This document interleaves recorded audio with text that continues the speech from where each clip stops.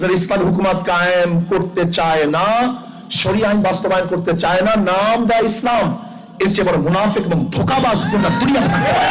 জামাত সে তো আসলে শরিয়া বাস্তবায়ন কেন করবে? সে তো নিজেই শরিয়া অনুযায়ী চলে না। তার লিডাররা অহরহ দুপর্দা মহিলাদের সাথে সব জায়গায় খোলামেলা। এই মজলুম দলটার উপরে আন্দাজে আকীদা ভালো না, এই দোষ চাপিয়ে দেন। আকীদা আপনার ভালো। বাংলাদেশ জামাত ইসলামের প্রতি যে তহমতটা এই দেশের অনেক আলেম ওলামা দিয়ে থাকেন, বুঝে কে না বুঝে আমি জানি না, যে তাদের আকীদা ভালো না। কে বলেছে আপনাকে? আকীদা যদি ভালোই না হবে, ফাঁসির দড়ি গলার কাছে চলতেছে, তারপরেও অস্বীকার করে নাই। আপনার আকীদা এত ভালো, আপনি একটু ফাঁসির দড়ির কাছে যেয়ে দেখেন তো। মা গলায় নেওয়া লাগবে না, শুধু দড়ি এক হাত দূর থেকে দেখবেন, দেখলে আপনার ভেতরে সব শুকিয়ে যাবে। কত বড় বড় আল্লাহর ওলিকে দেখেছি ফাঁসির নাম শুনলে কানাকাটি করে, অথচ শহীদ মীর কাসেম আলী ফাঁসির নাম শোনার পরে মনে হচ্ছে শ্বশুর বাড়ি যাচ্ছে। মাতিয়ার রহমান নিজামী এই জেলার জামাই, এ জেলা ধন্য।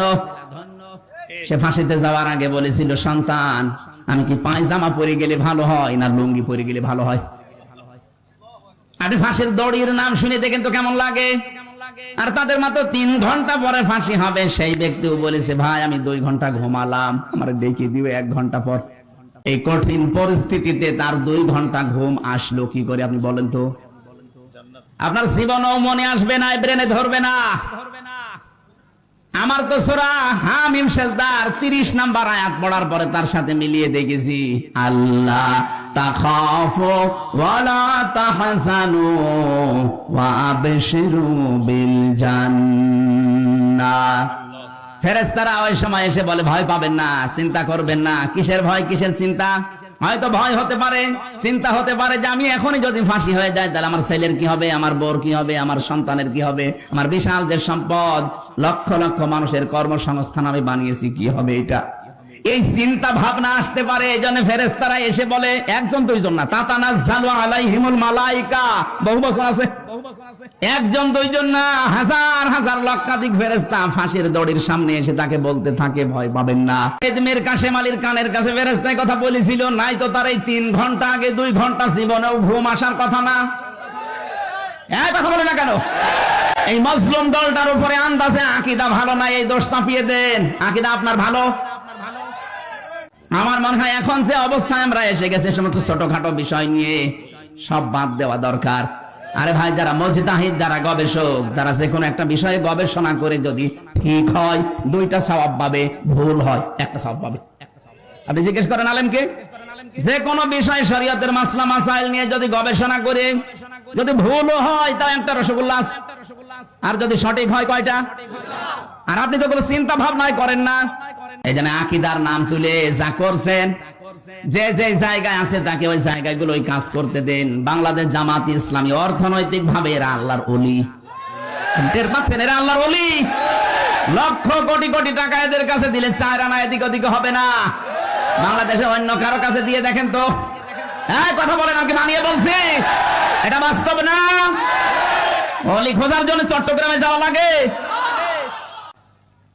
এজন্য এই মাজলুম দলটার উপরে আমার মনে হয় উল্টা পাল্টা দোষ না দিয়ে তাদের প্রতি সহানুভূতিশীল হওয়া লাগবে।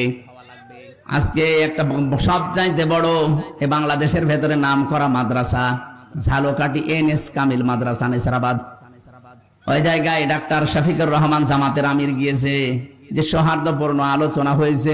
আমার মনে হয় সব জায়গা থেকে যদি এভাবে রেসপন্স আসে, দেশে ইসলামের বিরুদ্ধে কেউ আর থাকবে না।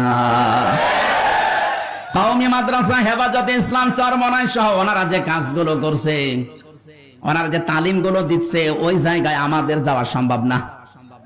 ওই জায়গাগুলো তারা কাজ করছে, খুব ভালো কাজে আছে, আলহামদুলিল্লাহ।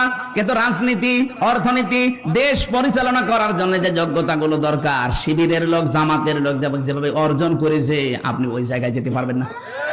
আপনি BCS ক্যাডার হতে পারবেন, এই লোকটা হতে পারবে, অনার্স মাস্টার্স করেছে, BCS পরীক্ষা দিয়ে যদি টিকে যায়, কালকে ওই SP হতে পারবে, ASP এর পরে SP।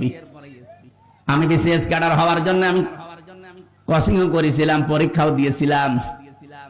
আমার লিখিত পরীক্ষায় পাস হওয়ার পরে ভাই ভাই যে দেখছে আমার 14 বংশ উল্টা পাল্টা, তখন আমারে বাদ দিয়ে দিয়েছে। যদি দেখতো না এর বাবা ওই যারা পালিয়েছে তাদের দলের সভাপতি, কি কথা বলছেন এখানে? যদি দেখতো এর দাদা ওই দলের সেক্রেটারি, বলতো ঠিক আছে সব মাফ, আল্লাহর ওলি আজকে থেকে এএসপি। একবার জিজ্ঞেস করেন, 100 ভাগ বলতো, কারণ আমার সে যোগ্যতা ছিল না তা না, লেখাপড়া করলে আমি হয়ে যেতাম, আমাকে লাইন মতো উঠতেই দেননি। এই 15.5 বছর এরকম বহু চেয়ারে দেশের বহু মানুষকে আপনি উঠতে দেননি। আপনি জালেম, আর এটা মজলুম।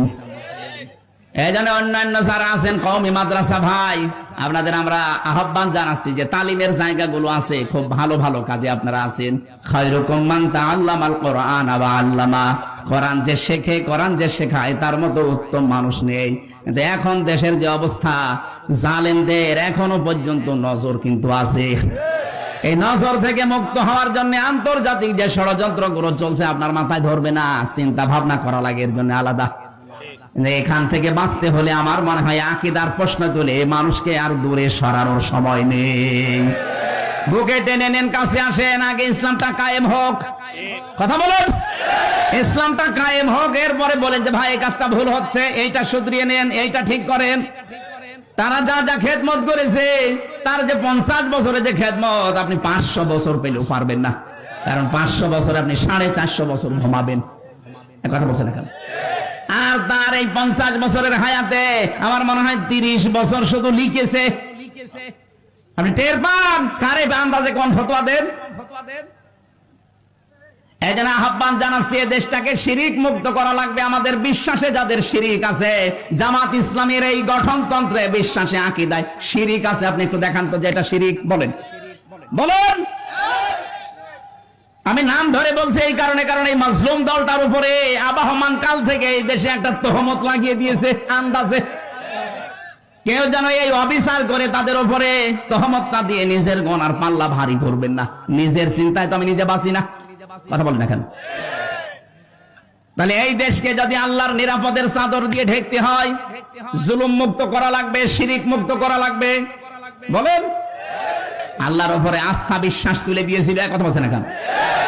সার্বভৌম ক্ষমতার মালিক আল্লাহ, এইটা পর্যন্ত বাদ দিয়েছিল। বাংলাদেশ জামাত ইসলামী এইটা বিশ্বাস করতো, এই কারণে তাদের নিবন্ধন পর্যন্ত বাতিল করে দিয়েছিল।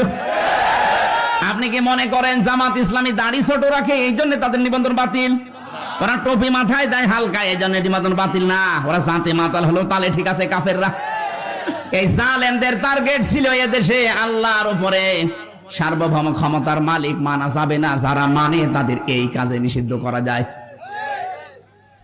আপনি টের পান কি কোথা থেকে কি হয়? যারা সার্বভৌম ক্ষমতার মালিক আল্লাহকে মানে না, মনে করে ক্ষমতার উৎস জনগণ, এটা যে শিরিক, এই সূক্ষ্ম বিষয়টা অনেককে বুঝতেও দেয় না। পাম দেয়, হাওয়া দেয় জনগণকে, হ্যাঁ আমরা মালিক, অথচ আমাদের হাতে কিচ্ছু নেই। ভোট দেওয়ারই ছিল, সেইটাও কেড়ে নিয়েছিল। কথা বলে না কেন? সুতরাং বাংলাদেশে যারা আল্লাহর আইনের বিরুদ্ধে অন্য আইন কায়েম করতে চান, সে যে দলের লোক হন, আপনি কিন্তু শিরিক করছেন। আর শিরিক করলে আপনি আরো জোরে বলেন। আমার মনে হয় এবার অনেকের মন খারাপ হয়ে গেল। আরে ভাই, আমি আপনাকে বাঁচাতে চাই। আমি কোরআনের চোখ লাগিয়ে দেখতে পাচ্ছি আপনি শিরিক করে অশান্তির সাগরে ডুবতেছেন দুনিয়ায়, আর মরণের পরে আপনাকে আল্লাহ জাহান্নামে ফেলবে বিনা বিচারে, কারণ মুশরিকদের কোনো বিচার নেই। কথা বলে না কেন? অবশ্যই যারা শিরিক করবে, সূরা মাইদার আয়াত, আল্লাহ পাক বলেন জান্নাত তাদের জন্য হারাম, মাওয়াহুন নার, আর জাহান্নাম তাদের আসল জায়গা। এই জন্য শিরিক যেন আমাদের বিশ্বাসে না থাকে। আল্লাহ পাক বলেন এমন একটা গ্রামের নাম বলছি শোনো, যে গ্রামটা শান্তি ছিল। এই যে আমনুন মানে নিরাপত্তা। আমনুন মানে কি? কানাত আমিনাতান মুতমাইন্নাতান, যেখানে বাস করে মানুষ আত্মতৃপ্তি পেত। মুতমাইন্না মানে কি? আত্মতৃপ্তি। বাস করলে যেখানে আত্মতৃপ্তি পাওয়া যেত, ভালো লাগতো মানুষের, শান্তি স্বস্তি, এগুলো সব ঘিরে রেখেছিল তাদেরকে। বিভিন্ন জায়গা থেকে তাদের রিজিক আসতো, বিভিন্ন ব্যবসা বাণিজ্যের মাধ্যমে রিজিক আসতো। কিন্তু এতটুকু আল্লাহ শেষ করেননি। এই রিজিক আসার পর, আল্লাহর দেওয়া রিজিক খেয়ে নিয়ামত গুলো খাওয়ার পরে তারা আল্লাহর সাথে কুফরি আরম্ভ করেছে। সবচাইতে বড় কুফরি ছিল ওই জামানার যিনি নবী ছিল মুহাম্মদ রাসূলুল্লাহকে তারা মিথ্যাবাদী বলেছে, পাগল বলেছে, জাদুকার বলেছে, এমনকি দেশ থেকে পর্যন্ত তাড়িয়ে দিয়েছে। কথা বলেন ঠিক কিনা? 18 কোটি মানুষ মাত্র 56,000 বর্গ মাইলের এই দেশে, এতটুকু দেশ, পৃথিবীর বহু দেশে তো ঘুরলাম, কই এতটুকু জায়গায় এত মানুষ বাস করে পৃথিবীর কোন জায়গায় আমি পাইনি।